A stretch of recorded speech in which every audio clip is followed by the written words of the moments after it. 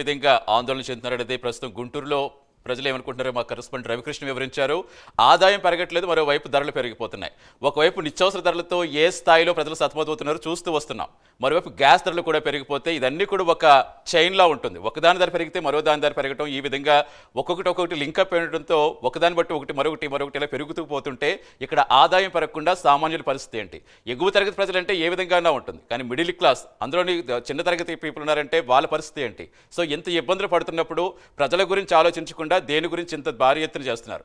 గతంలో ఒకవేళ ధరలు నిజంగా ఈ స్థాయిలో ఉన్నా 50 రూపాయలే పెంచాం కదా అనుకుంటున్నారు. 50 రూపాయలు పెంచారంటే 50 ఎక్కడ 400 ఎక్కడ 1200 ఈ స్థాయిలో రేంజ్ పెరిగిపోతున్నప్పుడు దానికి తగ్గట్టుగా మాకు ఆదాయం రానప్పుడు ఏ విధంగా ఉంటుంది?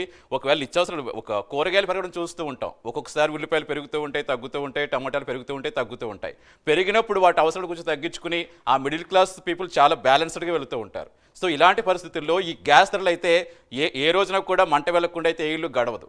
సో గ్యాస్ ఖచ్చితంగా వాళ్ళకి ప్రతిరోజు నిత్యావసర వస్తువు ఇది ఇలా పెరుగుతూ పోతే మేము ఎలా బ్రతకాలనేది మెయిన్గా ప్రధానంగా అంటున్నారు. ఈ ప్రభుత్వం ఆ ప్రభుత్వం అని కాదు, ఏ ప్రభుత్వమైనా సరే సామాన్యుల గురించి ఆలోచించినప్పుడు ఈ స్థాయిలో ధరలు పెంచుకుంటూ పోతే ఇక సామాన్యులు ఎలా బ్రతకాలని ప్రధానంగా ప్రశ్నిస్తున్నారు. సరే, ఇక అసలు ఈ బండతో బాధుడు ఏ విధంగా ఉంది? 2011 నుంచి 23 వరకు అసలు ఏ స్థాయిలో ఉందనేది ఒకసారి మనం ఇక్కడ చూద్దాం, తెలిసిన ప్రయత్నం చేద్దాం ఏ స్థాయిలో పెరిగిందనేది. 2011లో జూలైలో నాన్ సబ్సిడీ సిలిండర్ ధర 710 రూపాయలుగా ఉంది.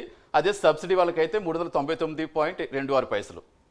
అదే మన నవంబర్ 2012 విషయానికి వచ్చేటప్పటికి నాన్ సబ్సిడీ 902 రూపాయలుగా పెరిగింది. తర్వాత సబ్సిడీ సిలిండర్ ధర చూసుకుంటే 410 రూపాయల 42 పైసలుగా ఉంది.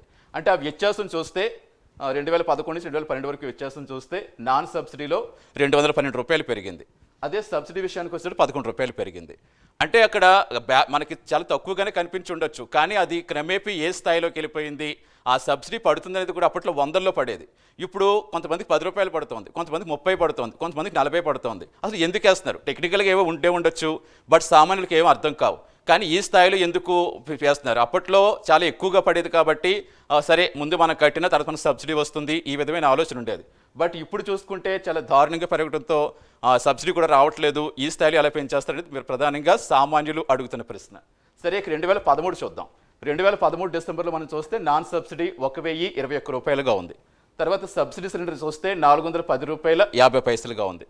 అదే ధర 2014 జనవరికి వచ్చేటప్పటికి నాన్ సబ్సిడీ 1241 రూపాయలుగా ఉంది. తర్వాత సబ్సిడీ సిలిండర్ చూస్తే 410 రూపాయలు 42 పైసలుగా ఉంది. ఇప్పుడు ఆ రెండింటి మధ్య 2013కి 14కి 2013 డిసెంబర్లో రేట్ అది, 2014 జనవరి అంటే ఒక్క నెల తేడాలో నాన్ సబ్సిడీలో 20 రూపాయలు పెరిగింది, సబ్సిడీకి 4 రూపాయలు 50 పైసలు ఆ తేడా మనకు కనిపిస్తోంది. ఇలా ప్రతి సంవత్సరం కూడా ఇలా పెరగడం మనం చూస్తూనే ఉన్నాం. ఈ పెరిగిన ధరలకు సంబంధించి దేశవ్యాప్తంగా ఎప్పటికప్పుడు అన్ని పార్టీలు ఆందోళన చేస్తూ ఉంటాయి, ఎలా పెంచుతారో తగ్గించమని చెప్తూ ఉంటాయి. బట్ ప్రభుత్వం సైడ్ నుంచి ఇంకొక రకమైన ఆన్సర్ వస్తుంది. కానీ సామాన్యుడి నెత్తిన ఏ విధంగా గుదిబండగా మారుతోంది? వంట కూడా చేయాల్సిన మంట అతని నెత్తి మీద మండుతుంటే ఏ విధంగా ఉంటుంది? సో ఈ విధమైన వాటితో జనాలు ఏ విధంగా ఉన్నారో చూస్తున్నాం. 2015 ఫిబ్రవరికి వద్దాం. 2015లో ఆ ధరలు తగ్గడం చూస్తాం మనం. నాన్ సబ్సిడీలో 606 రూపాయలుగా ఉంది, సబ్సిడీ 452 రూపాయలుగా ఉంది. ఇక 2016 డిసెంబర్ చూస్తే నాన్ సబ్సిడీ 584 రూపాయలుగా ఉంది, సబ్సిడీ ధర 432.17 పైసలు. అంటే 2014కి 15కి కూడా చాలా తేడా వచ్చింది, చాలా మార్పు కనిపిస్తుంది. ధరలో మనకి బాగా తగ్గింది.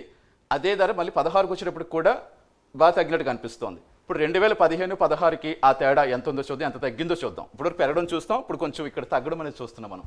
నాన్ సబ్సిడీలో 22 రూపాయల ధర తగ్గింది, సబ్సిడీకి వచ్చేటప్పటికి 19 రూపాయలు 83 పైసలు ఈ సంవత్సరం 2015-16లో కొంచెం ఆ ధరల మార్పు కొంచెం తగ్గించడం అనేది మనం చూస్తూ వస్తున్నాం. ఇక తర్వాత 2017కి వద్దాం. 2017 డిసెంబర్లో చూస్తే నాన్ సబ్సిడీ 747 రూపాయలుగా ఉంది. అదే సబ్సిడీ ధర 495.64 పైసలుగా ఉంది. ఇక 2018 డిసెంబర్లో అంటే ఎగ్జాక్ట్గా 1 ఇయర్కి నాన్ సబ్సిడీలో 899 రూపాయలు 50 పైసలుగా ఉంది, సబ్సిడీ ధర 500 రూపాయలు 90 పైసలుగా ఉంది. ఇక ఆ రెండింటి మధ్య వ్యత్యాసం ఒకసారి చూస్తే నాన్ సబ్సిడీలో 62 రూపాయలు 50 పైసలు మళ్ళీ పెరిగింది ఇక్కడ. తర్వాత సబ్సిడీ ధర చూస్తే 5 రూపాయలు 26 పైసలు పెరిగింది. సో 2015-16లో మనం బాగా ధరలు తగ్గడం చూస్తాం. 2017 కొంచెం పెరిగింది, 2018 మళ్ళీ ఇంకొంచెం పెరిగింది. సో ఇలా మళ్ళీ పెరగడం స్టార్ట్ అవ్వడం మనం చూస్తున్నాం. బాగా 2011, 12, 13, 14లో ధరల హెచ్చు అనేది చూస్తాం. 2015-16లో మాత్రం ధరలు తగ్గాయి. 2017-18 వచ్చేటప్పటికి ఇంకొంచెం పెరిగాయి. ఆ పెరుగుదలలో ఉన్న తేడాలు ఏంటో మనం ఇప్పుడు ప్రస్తుతం ఇక్కడ చూస్తాం. ఇక ఈ విధంగా కొద్దిగా పెరగడం చూస్తాం. బాగా మరీ దారుణంగా అంటే ఒక 3 సంవత్సరాల నుంచి మరి విపరీతంగా పెరిగిపోయింది. దట్టు సబ్సిడీ కూడా బాగా తగ్గించుకుంటూ వచ్చేస్తారు. అసలు సబ్సిడీ ఎవరు పట్టించుకోవట్లా. ఎందుకంటే 10 రూపాయలు పడినా 20 రూపాయలు పడినా అది ఎవరికి తెలియటం లేదు. అది ఎందుకు వేస్తున్నారో తెలియటం లేదు. అందరికీ ఒక ఫార్మేట్లో పడట్లేదు. సో ఈ నేపథ్యంలో అందరికీ కూడా ఏం అర్థం కాని పరిస్థితి. ఇక 2019 డిసెంబర్కి వద్దాం. 2019 డిసెంబర్లో నాన్ సబ్సిడీ 695 రూపాయలుగా ఉంది. ఇక సబ్సిడీ ధర అయితే 495 రూపాయల 86 పైసలు. ఇక్కడ మళ్ళీ కొంచెం తగ్గడం చూస్తున్నాం. ఇక 2020లో నాన్ సబ్సిడీ 594 రూపాయలుగా ఉంది. ఆ సబ్సిడీ ధర సేమ్ ఉంది. 2019-20 కనుక మనం క్యాల్కులేట్ చేస్తే 101 రూపాయలు తగ్గింది. ఇక్కడ 2019 నుంచి 2020 వరకు తగ్గింది. అంటే ఇది మరి ఆ బ్యాలెన్సింగ్ ఆ ప్రక్రియ ఏంటి అనేది కొంచెం జనాలకు ఇక్కడే ఇబ్బంది వస్తూ ఉంటుంది. అంటే ఎలక్షన్స్ టైంలో ఏమైనా తగ్గించడం, ఎలక్షన్స్ పెంచడం, ఈ విధంగా ప్రజలతో ఆడుకుంటున్నారా అనే అనుమానాలు కూడా ఖచ్చితంగా వస్తాయి. ఇక 2021కి వద్దాం. 2021లో నాన్ సబ్సిడీ 899 రూపాయల 50 పైసలుగా ఉంది. సబ్సిడీ ధర సేమ్ ఉంది. ఇక 2022 జూలైకి వచ్చేటప్పటికి నాన్ సబ్సిడీ 1105 రూపాయలు. ఎంత స్థాయిలో తేడా వస్తుందో చూడాలి. 899 రూపాయలు అంటే 205 రూపాయలు పెరిగింది. కేవలం ఒక సంవత్సరం కూడా కాదు. 2021 అక్టోబర్ అంటే జూలైకి ఒక 8-9 నెలల్లో అంత వ్యత్యాసం కనిపిస్తుంది మనకి. ఇక సబ్సిడీ ధర సేమ్ ఉంది. నాన్ సబ్సిడీకి వచ్చేటప్పటికి ఇంత దారుణంగా రేట్లు పెరగడం అనేది మనం చూస్తున్నాం. ఇక 2022 తర్వాత 2023 ఇప్పుడు చూస్తే మళ్ళీ మరి ఒక 50 రూపాయలు అంటే 1155 రూపాయలుగా అయిపోయింది. అప్పట్లో సబ్సిడీ బాగా వచ్చేది. ఇప్పుడు సబ్సిడీ అనేది లేదు. కేవలం 40 రూపాయలు 30 రూపాయలు. అది ఏ స్థాయిలో పడుతుందో కూడా ఎవరికి తెలియదు, ఎప్పుడు పడుతుందో తెలియదు. దట్టు ఎవరికైతే సబ్సిడీ అవసరం లేదో వాళ్ళు మాకు వెంటనే మెసేజ్ చేస్తే మీరు పేదలకి మంచి చేసిన వాళ్ళు అవుతారని చాలామందికి మెసేజ్ పంపారు. అప్పట్లో చాలామంది రియాక్ట్ అయ్యారు కూడా. రియాక్ట్ అవడంతో ఏమైందంటే చాలా వరకు మాకు సబ్సిడీ అవసరం లేదనుకున్న వాళ్ళకి ఎప్పటి నుంచో సబ్సిడీ పడట్లేదు. బట్ సబ్సిడీ ఇప్పుడు పడుతున్న వాళ్ళకు కూడా ఎవరికైతే పేద మిడిల్ క్లాస్ పీపుల్ ఉంటారో వాళ్ళకు కూడా కేవలం 10 రూపాయలు 30 రూపాయలు 40 రూపాయలు ఇదే స్థాయిలో పడుతోంది. సో ఈ విధంగా మొత్తానికి ఇంత దారుణంగా జరుగుతుంది. ఇక అదే టైంలో ఇప్పుడు అపార్ట్మెంట్స్లో ఉంటారు సిటీస్లో. వాళ్ళకు వచ్చేటప్పటికి ఏంటంటే పై ఫ్లోర్లో ఉంటారు. వాళ్ళకి డెలివరీ బాయ్కి 30 రూపాయలు ఎక్స్ట్రా ఇవ్వాల్సి ఉంటుంది. సో ఈ స్థాయిలో ధరలు పెరుగుదల బాగా ఎక్కువైపోతుంది. ఈ స్థాయిలో బండతో బాధుడు ఈ విధంగా చేస్తే ప్రజలు ఎలా బ్రతకాలి? ఇది ప్రధానంగా సామాన్యులు అడుగుతున్న ప్రశ్న. దేశవ్యాప్తంగా ఆందోళనలు అయితే బాగా మిన్నుంటున్నాయి. ఈ నేపథ్యంలో 8 ఏళ్లలో సిలిండర్ ధర రెట్టింపు అయితే ఇంక సామాన్యులు ఎలా బ్రతకాలి అనేది ప్రస్తుతం పూర్తి స్థాయిలో అప్డేట్స్ కనిపిస్తున్నాయి. ప్రస్తుతం విజయవాడ నుంచి మా కరెస్పాండెంట్ వెంకట్ లైవ్లో జాయిన్ అవుతున్నారు. అక్కడ సామాన్యులు ఏమనుకుంటున్నారు, ఈ బండుతో బాధుడు ఇంకెన్నాళ్ళు అంటూ వారు అడుగుతున్న ప్రశ్న అయితే ప్రధానంగా అదే.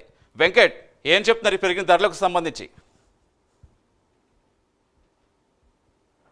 సతీష్, ప్రధానంగా చూసుకున్నట్టయితే రాష్ట్ర దేశవ్యాప్తంగా కూడా గ్యాస్ ధరలు, అదేవిధంగా పెట్రోల్ ధరలు పెరుగుతున్న తరుణంలో ఇప్పుడు గ్యాస్ ధర పెంచడం నేపథ్యంలో ప్రజలంతా కూడా చాలా ఇబ్బందులు పడుతున్న పరిస్థితి నెలకొంటుంది.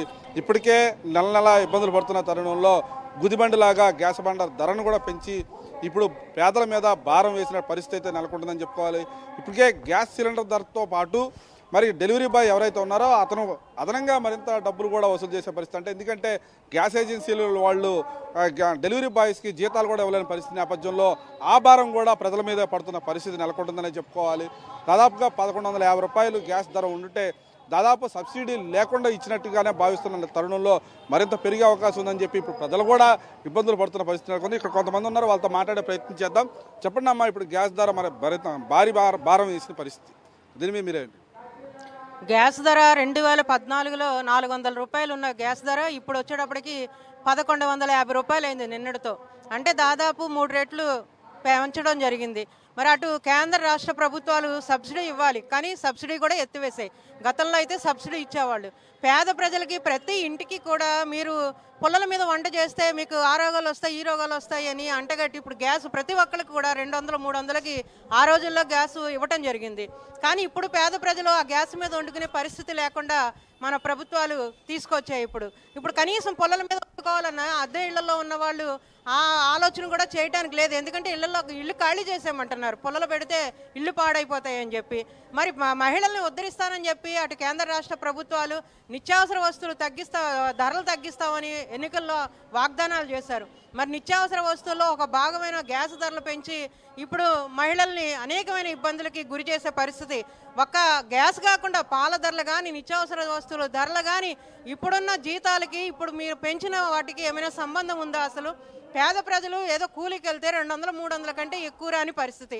మరి నెల వచ్చేటప్పటికి 1150 రూపాయలు పెట్టి గ్యాస్ కొని వంట చేసుకునే పరిస్థితి ఇప్పుడు సామాన్య మధ్యతరగతి ప్రజలకు ఏమైనా ఉందా అని చెప్పి మేము అడుగుతున్నాం. గతంలో ఎలా అయితే సబ్సిడీ ఇచ్చేవాళ్ళో మరి ఇప్పుడు కేంద్ర రాష్ట్ర ప్రభుత్వాలు మాట్లాడుకోవాలి కదా, జగన్మోహన్ రెడ్డి గారు మాట్లాడాలి కదా. ఇప్పటికైనా మహిళలను ఉద్ధరిస్తానన్న ఆయన మరి గతంలో ఎలా సబ్సిడీ ఇచ్చారో కనీసం అదైనా తీసుకురావాలి కదా. ఇప్పుడు పెరిగినప్పుడు మరి ఒకవైపు పెట్రోల్ ధరలు, డీజిల్ ధరలు ప్రతి ఒక్కటి పెంచారు. పాల ధరలకు నిన్న అడిగితే వాళ్ళు ఏమంటున్నారు? వాణిజ్య ధరలు పెరిగినాయి మాకు, అందుకని పెంచామంటున్నారు. అవి దేని వల్ల పెరిగినాయి? మరి రాష్ట్ర ప్రభుత్వం, కేంద్ర ప్రభుత్వం దాని మీద తగిన చర్యలు తీసుకోకపోవడం కదా. మరి దీని మీద ప్రతి ధరలు కూడా పెంచి సామాన్య ప్రజల్ని ఒక బ్రతకలేని పరిస్థితికి తీసుకొచ్చారు. 2 పూటలు తినే పరిస్థితి లేదు ఈ రోజు మనం చూస్తుంటే. మరి ఇప్పటికైనా సరే కేంద్ర రాష్ట్ర ప్రభుత్వాలు స్పందించి మరి పెరిగిన ధరలను తగ్గించాలని చెప్పి మేము డిమాండ్ చేస్తున్నాం. ఓకే, చెప్పండి అమ్మా. నేను ఉన్నాను, నేను విన్నాను అని చెప్పి పేద ప్రజలందరినీ కూడా ఆదుకుంటాను, నేను వస్తే అధికారంలోకి వస్తే అన్ని ధరలు తగ్గిస్తానని చెప్పి ఇటు జగన్మోహన్ రెడ్డి ప్రభుత్వం చెప్పిన పరిస్థితి ఉంది. ఇప్పుడు ధరలు కూడా ఆకాశాన్ని అంటున్న పరిస్థితి నెలకొంటుంది. దీని మీద మీరేమంటారు? నేనున్నాను అన్నది వాస్తవాన్ని ప్రజలు నిట్టూరుస్తున్నారు. ఈరోజు నేనున్నానని చెప్పడం కాదు, ఉన్నానని నిరూపించుకుంటే ప్రజల్లోని రేపు వచ్చేసారి ఏమన్నా చూపిస్తారు, లేకపోతే మీకు సినిమా చూపిస్తారు అన్నమాట. అట్లా కాకుండా 14లో 400 అంటే సబ్సిడీ ఇచ్చేవారు, 600 రూపాయలు ఇచ్చేవాళ్ళం, 600కి 150 రూపాయలు సబ్సిడీ పడేది. సబ్సిడీ లేదు. ఈరోజు జనాలు దారిద్ర్య రేఖకు దిగువబడినటువంటి వాళ్ళు అని ఎందుకు ప్రత్యేకత చూపించారు మీరు? ఎందుకు రేషన్ కార్డుల మీదే సబ్సిడీకి ఇస్తున్నాము బండలు అన్నారు? ఉన్నత స్థాయి కలిగిన వాళ్ళకి అదే రేటు, లేని వాళ్ళకి అదే రేటు. అసలు మీకు ఆరోగ్యాలు చెడిపోతాయి. మహిళలకు నేను ఉపాధిగా ఇస్తున్నాను.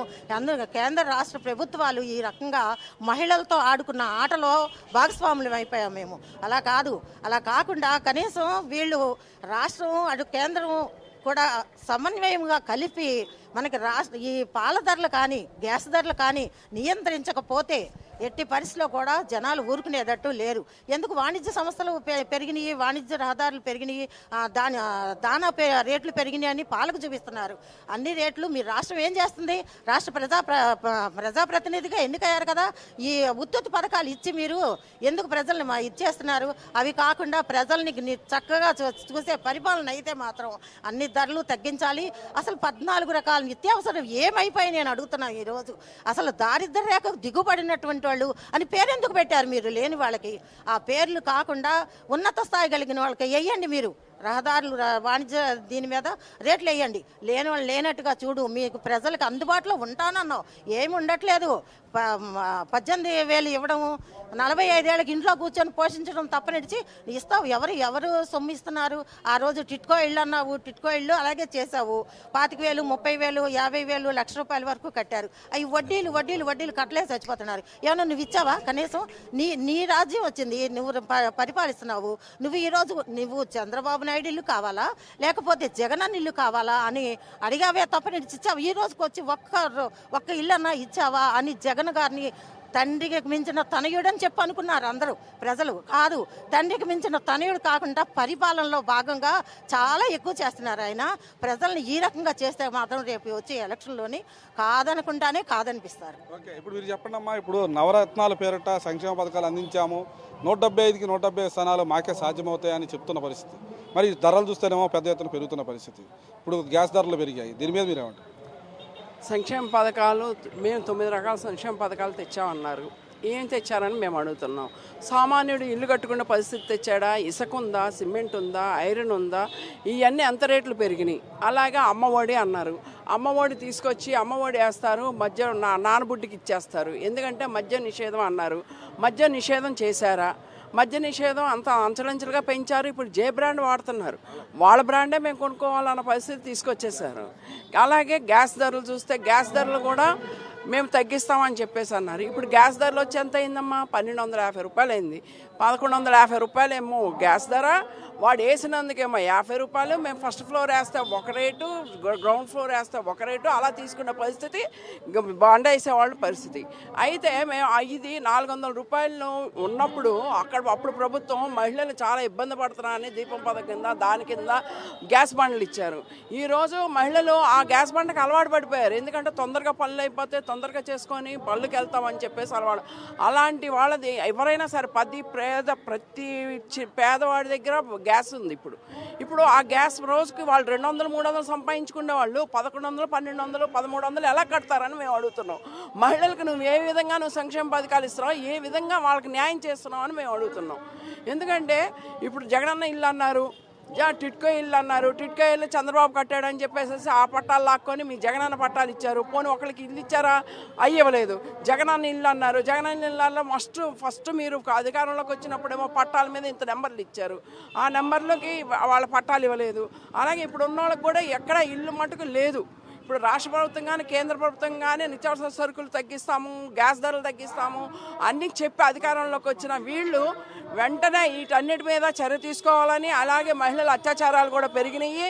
మొన్న కూడా కాలేజీల్లో కూడా ర్యాగింగ్లు అవన్నీ పెరిగినాయి.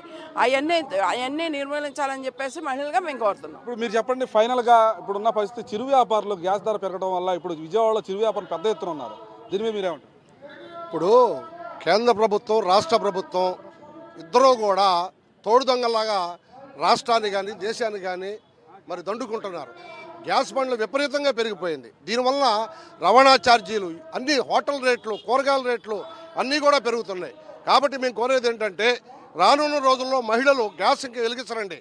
పచ్చికూరలు కోసుకు తిందామని మహిళలు అంటున్నారు. కాబట్టి ఈ గ్యాస్ రేట్లు వెంటనే తగ్గించాలి. అలాగే కమర్షియల్ రేట్ కూడా పెంచేశారు. దీనివల్ల హోటల్స్ వాళ్ళు కానీ మరి వ్యాపారస్తులు కానీ బజ్జీల బండితో సహా విపరీతంగా రేట్లు పెంచేసి ప్రజల్ని నానా ఇబ్బందికి గురి చేస్తారు. కాబట్టి ఈ పెంచిన గ్యాస్ ధరలు వెంటనే తగ్గించాలని చెప్పేసి మేము ఇద్దరు ప్రభుత్వాలను కూడా డిమాండ్ చేస్తున్నాం. ఇది విజయవాడలో పరిస్థితి. అయితే మాత్రం గ్యాస్ ధరల పెంపుదల నేపథ్యంలో ప్రజలు కూడా రోడ్డెక్కి ఆందోళన చేస్తున్న పరిస్థితి, ప్రతిపక్షాలు కూడా వినూత్నమైన నిరసనలతో తమ ఆందోళనలు అయితే చూపిస్తున్న పరిస్థితి నెలకొంటుంది. మొత్తంగా విజయవాడ నగరంలో పేద ప్రజలైతే మాత్రం గ్యాస్ ధర పెంపుతో రోడ్డెక్కుతున్న పరిస్థితి నెలకొంటుంది. రానున్న రోజుల్లో గ్యాస్ వాడకం కూడా ఆపేసే పరిస్థితి ప్రభుత్వాలు తీసుకొస్తున్నాయంటూ ఆగ్రహావేశాలు వ్యక్తం చేస్తున్న పరిస్థితి